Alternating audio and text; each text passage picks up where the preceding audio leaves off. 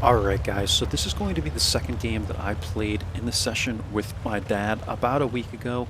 Again, you guys know I record all my videos well ahead of time, like well in advance. Um, so you might be seeing this, I don't know, 2.5 weeks from now. I'm not quite as far ahead as I was because I've been playing a ton of Starfield.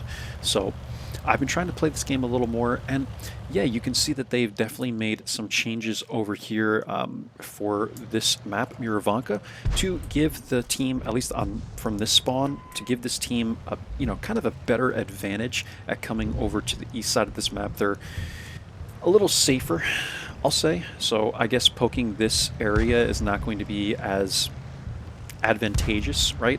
I can say anymore because you're going to spot people, but people on your team aren't going to be able to get any shots. So what I'm going to do here is kind of push with the Cheeto T-3485. This is just something I do on the fly. We have the FSV, whatever this thing is now, the new wheelies, and we're going to kind of push this. Now, what I need to do here is spot. The problem is, on this map, from this particular area, it's very difficult to light anything when you run these ridgelines with a tank that only has like 445 E range, right? You really need like CVS to be able to outspot people, and if I keep poking this, the Leo's just going to light me, so I'm trying to figure out the best way that I can progressively scout this, and the Skoda's here, so now I want to try and eliminate the Skoda. The KV-1 might have shots on me here, the Jackson is hitting me here, and this is a problem with this area, man.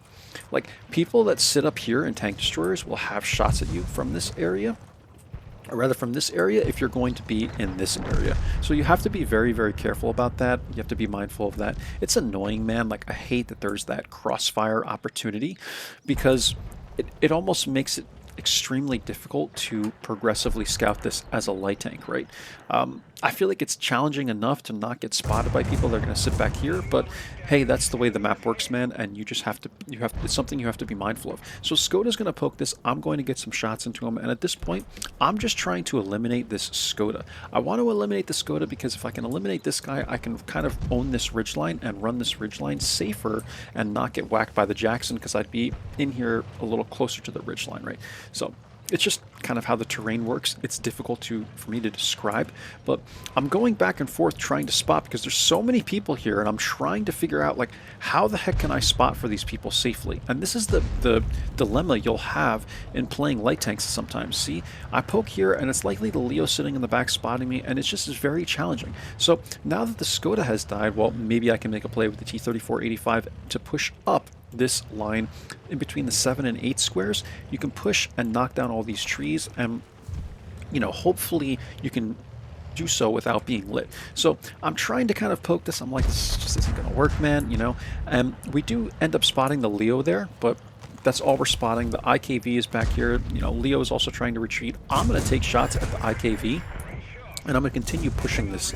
The STRV gets lit as well, and the T-3485 is basically doing my job now, right? So I'm going to push in like this, and you can get to this edge of the forest, I'll call it, but you just want to be really careful because it's a lot of trees here and not necessarily bushes. So watch out for the gaps when you run this, guys, and also when you're doing this as well, when you're going through like the Hellcat just did and all, and like I just did, just be really careful, man, because it's all trees. You see how there's not a lot of bushes here, so there's gaps, and you just have to be really, really careful. You're not going to be like permanently in foliage when you're going through this. So that's why I would urge you guys to just be very mindful, pay attention to where the gaps are. And now we're in a situation where it's like, which direction do I go? Because we've lost the entire west side of the map, if you guys have been paying attention. We lost the entire west portion of this map, and yes, I would consider the east to be more important, but just like the last game I showed you on Siegfried Line, you can't, at some point you have to go back and defend the base, right? Like, you're gonna have to defend the base. You can't just leave one side of the map wide open. While there might be a more important side of the map, if you completely lose the other side, you're still gonna be in trouble, right? So my dad is kind of shooting the heavies here. I end up cleaning up, what was it, the M6 here, and we're just trying to defend. It's easy for me to do this because I can poke in these bushes and not get spotted. The challenge here is going to be eliminating the AT-15A though, because the AT-15A has really good armor. I can't pen him. Like, even if this guy gives me his side, it's like almost a question mark of whether all these shells are going to go in. So I'm trying to locate the hatch, and I can't even pen the hatch from the side. Like, it's challenging, right, man? It's really tough in this tank to try and pen a tier 7 British tank destroyer, right? Like, all these tanks are, even the what is it, the AT-7, I think is the tier 5. Even that's kind of difficult to pen, but we're talking about 2 tiers higher. Like, my little tier 5 Covenanter pom-pom gun is not going to do anything to this AT-15A, and it's just the reality of the game. I'm not complaining about it. I mean, it's balanced for tier 7, but I'm a tier 5. Like, what the heck am I going to do? But we're able to kind of clean that guy up, and I track him. That's all I can do, right? So I'm going to do something, guys. Just try and at least do something. So what can I do? I'll just shoot 4 times into his track and try and keep him still for everybody else who has the pen values to be able to hit this guy in the side plate, right?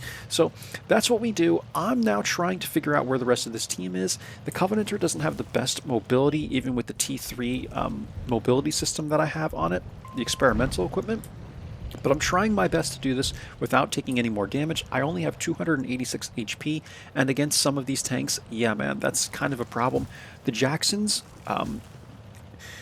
they'll leave me at a one-shot, right? They probably won't I don't think even with the max roll they can clean me up, but they will leave me at a one-shot. Pretty much every tank here I think can leave me at a one-shot, with the exception of maybe the T1 Heavy, but you just have to be really, really careful, right, man? Like, I swear, everyone always tells me, like, I should be more aggressive, but this is how I've become such a consistent light tank player, guys, is I'm so careful, and I just... I take little nibbles, right, at the enemy team. That's the best way I can describe it. My phrase is always, don't bite off more than you can chew. I nibble away. I nibble away, you know, like a little mouse or something, right? That's how I do it, a little bit at a time, little bit at a time, little bit at a time. Spot one person, spot the next person. Like, I don't just run out and make stupid plays. And that's how I've become such a good light tank player.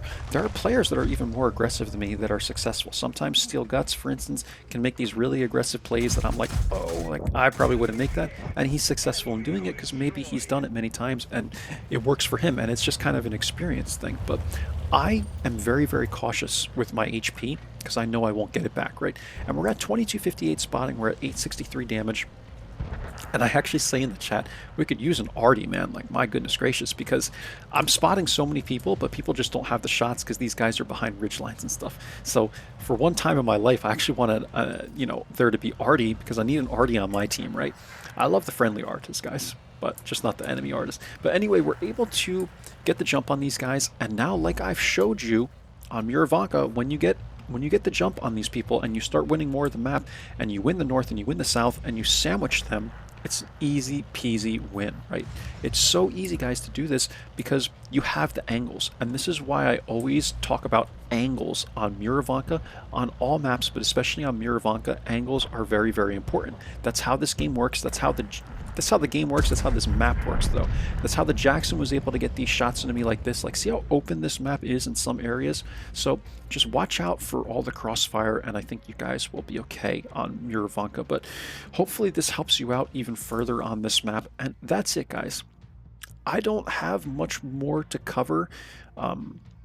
Really what I wanted to show you guys is just how I progressively scouted this and kept making all these little plays to, like, push through the tree line here and then come back and defend the base and find these little areas where I can safely spot the enemy team for my team, right?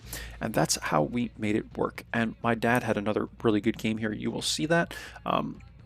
He was playing in the T67 for this one, and that's all, guys. So any questions, feel free to drop them below, but I think I've said everything I wanted to for this video in particular, and this game in particular. 916 damage. We did do 3K spotting. This was a first-class game. Hip hip hooray. My dad had 817 damage here, 429 experience for him. I had 1016 experience, 2 kills, 916 damage for me, and that's all, guys. That's all I want to cover in this one. We were only running the standard account for this particular game. We lost 27k. I'm always losing coin in the Covenanter because I'm always shooting the APCRs because the APs don't have enough pen most of the time. And there you go, guys. Hope it helps you out. I will catch you for the next one. Take care of yourselves, and bye-bye now.